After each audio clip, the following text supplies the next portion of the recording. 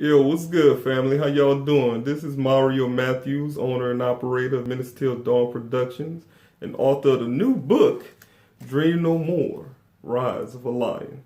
Man, let me holler at y'all for a second, bro. Look. If you are a black anime lover, you grew up watching Dragon Ball Z, playing Final Fantasy, watching Cowboy Bebop, Yu Yu Hakusho, bruh, I'm telling you, my new book, Dream No More, Rise of a Lion, right up your alley, bro. Right up your alley. Okay, it's in stores right now. You can go to Amazon.com. You can get the paperback for $24.99. Okay, you can get the ebook for $9.99. All right, on Kindle and select KDP. You can actually pick this up if you Kindle Unlimited. You can pick it up for free. Limited time, however. And on Lulu.com, you can get this hardback version right here for $34.99. Trust me, man, y'all will not be disappointed with this book.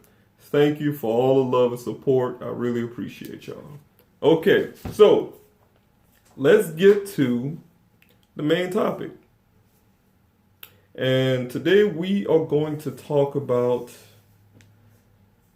a very, very tragic topic that a lot of people are starting to get the picture. Okay? A lot of people are finally starting to get the picture. So, recently in New Zealand, there was a terrorist attack. Okay? There was a white supremacist terrorist attack at a mosque that killed 50 people. And it was very tragic. One of the victims being a young boy, a young Muslim boy out there.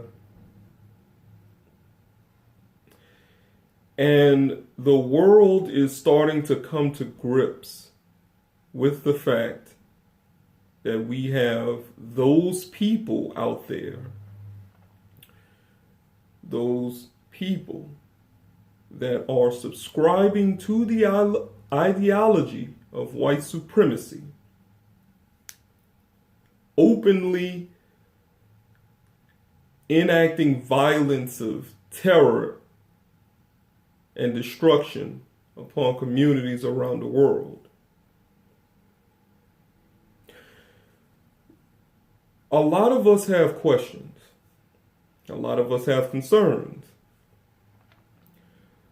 It wasn't too long ago when a lot of us thought that this is now a post-racial world where there are no issues concerning race.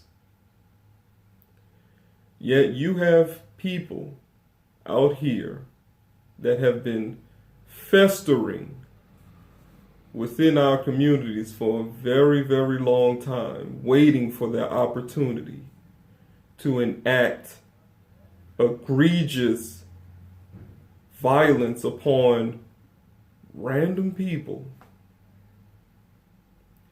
And the only thing that sets them off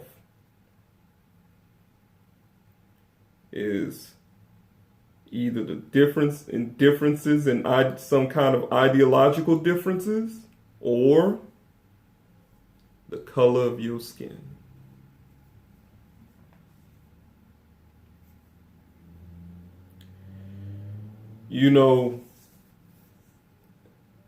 A lot of people are very concerned. They're very and it's for good reason. It's for very, very good reason, because we got people dying out here. And everybody wants answers. Everybody wants solutions.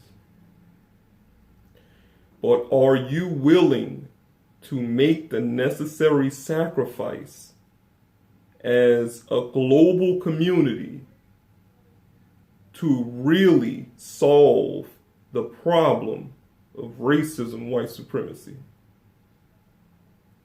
Do you understand the gravity of what it will take to solve that problem?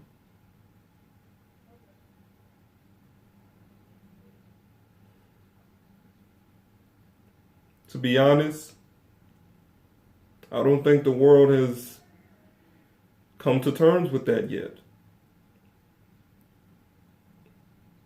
I don't think the world has come to terms with the fact that there has been hundreds of years of injustices, all in the name of the ideology of white supremacy. And the amount of extraction of wealth, resources, equity, power, and influence from the victims of racism, white supremacy. Many people have died. Many people have been regulated to the annals of history. Many people have been forgotten in debilitating poverty, ravaged by destruction, malnutrition, lack of resources and equity, drugs, violence, and the ones who really pay the price are the most helpless. Young boys and girls have to grow up in these environments that are just wrought with dysfunction. Yet we have people in this world who've benefited from the great extraction of the resources and equity that many black people in America, we are the descendants of American slaves. In the African diaspora, you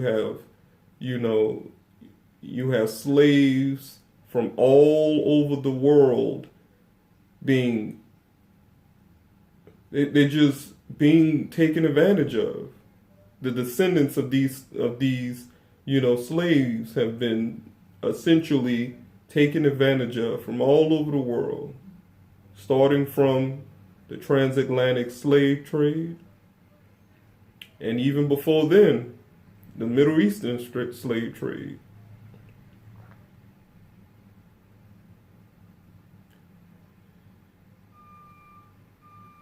Now, why am I bringing all of this up in conjunction to the New Zealand massacre? We have to understand that if we are going to solve this problem as a world community, that we must first come to terms and solve the problem of the original sin that this world has conducted in, and that is the flesh trade, okay? That is the original sin of this planet, the origins of the original sin. And by planet, I mean us as the human race. If we do not solve that problem, if we do not correct the wrongs that were committed during the transatlantic slave trade, the Middle Eastern slave trade, and all the things and events that occurred since.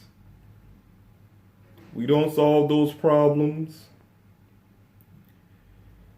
then the ideology of racism, white supremacy will continue. that is the origin of this phenomenon that has been happening. It didn't start with Trump. It didn't start with Charlottesville. Didn't start with this era of right-wing extremism, as some would call it. We all know what it is. And we all know where it started. The only question I have is, when are we going to stop pretending? When are we going to stop pretending that we have a problem on our hands as a global society where a certain sect of people have so much power, wealth, and influence, yet they're so drunk on their own ego and power that they refuse to solve the issues that are concerning the average, everyday global citizen.